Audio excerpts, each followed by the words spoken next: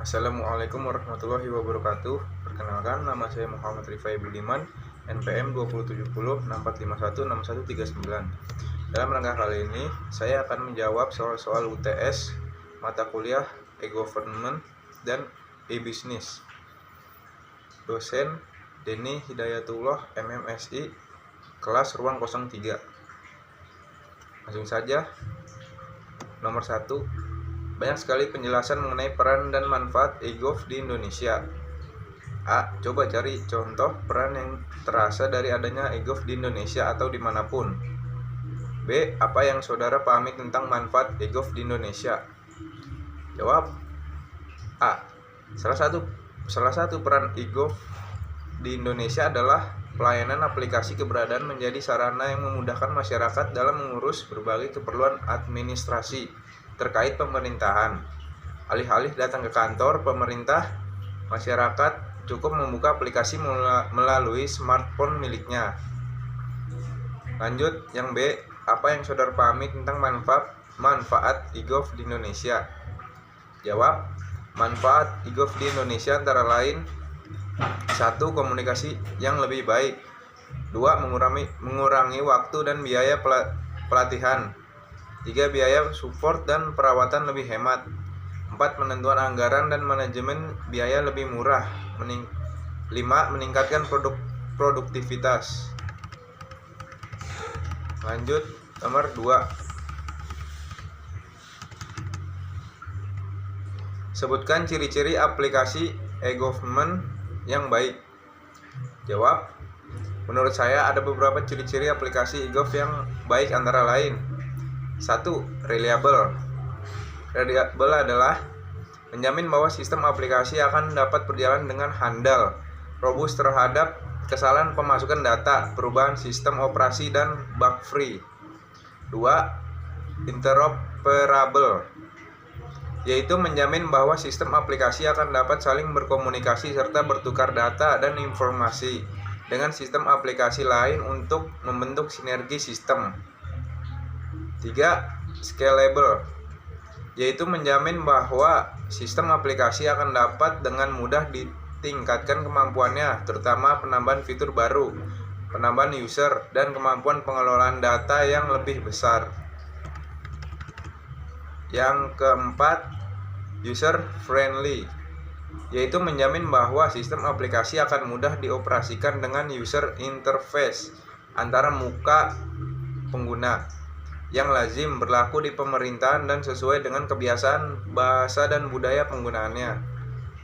Lalu yang kelima, integratable, yaitu menjamin bahwa sistem aplikasi mempunyai fitur untuk kemudahan integrasi dengan sistem aplikasi lain, terutama untuk melakukan transaksi, pertukaran, dan informasi antar sistem aplikasi e-gov, baik dalam lingkup satu pemerintahan daerah dengan pemerintahan daerah yang lain.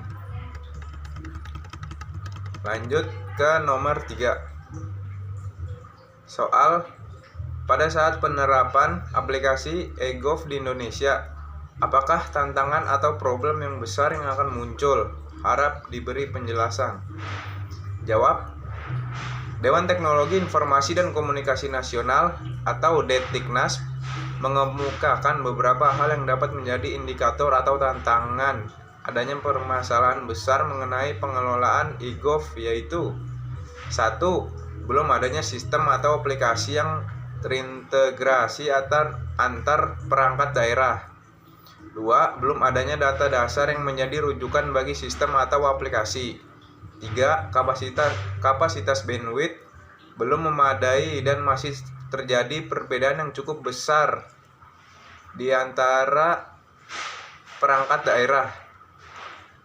4. Belum adanya pusat data atau data center. 5. Informasi dan penerapan keamanan informasi kurang mengedepankan kajian risiko karena lebih mengedepankan implementasi teknologi. 6. Sebagian hak cipta dipegang oleh pihak swasta, sehingga ketergantungan terhadap pemegang hak cipta sangat tinggi. Lanjut ke nomor 4. Soal: Coba Anda jelaskan seperti apakah penerapan sistem atau aplikasi e-gov di negara kita. Boleh di pemerintahan pusat, boleh di pemerintahan daerah, atau provinsi, atau kabupaten, atau kota. Berikan uraian singkat. Jawab. Contoh penerapan di kota Surabaya. Surabaya merupakan salah satu kota di Indonesia yang terapkan e-gov. Solusi dihadirkan di Surabaya mencakup sistem pengelolaan keuangan daerah (SKPD), SDM, e-monitoring, e-education, e-permit, e-office, e-health, e-dishub, media center, serta sistem siaga bencana. Dengan melihat cakupan yang diwadahi, bisa dipahami bahwa Surabaya tidak hanya memiliki birokrasi yang baik, tapi kota ini mampu konsekuen dengan konsep Smart City yang diangkatnya.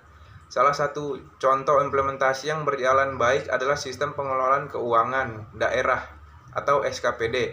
Sistem ini menjadi objek vital menyangkut perencanaan dan pengembangan kota dan staf pemerintahan di kota Surabaya karena posisinya yang sangat penting.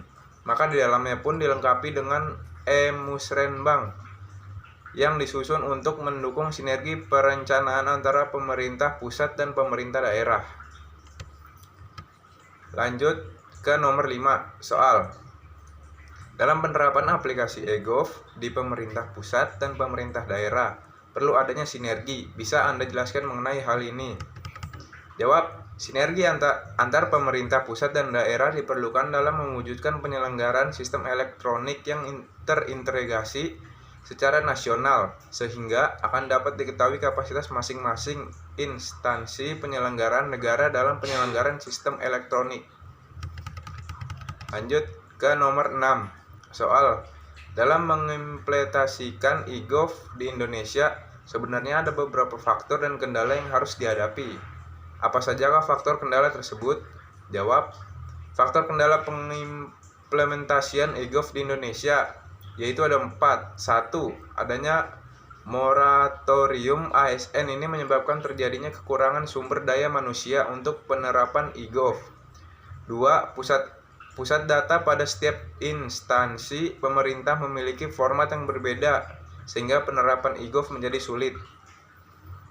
Lalu yang ketiga, anggaran yang kurang memadai, tidak adanya standarisasi infrastruktur, serta minimnya tingkat keamanan informasi dalam penerapan e-gov juga menjadi kendala. Keempat, sistem keamanan informasi saat ini belum optimal, sehingga sangat rawan diretas saat penerapan e-gov. Baik, itu saja yang sudah saya jawab. Terima kasih. Assalamualaikum warahmatullahi wabarakatuh.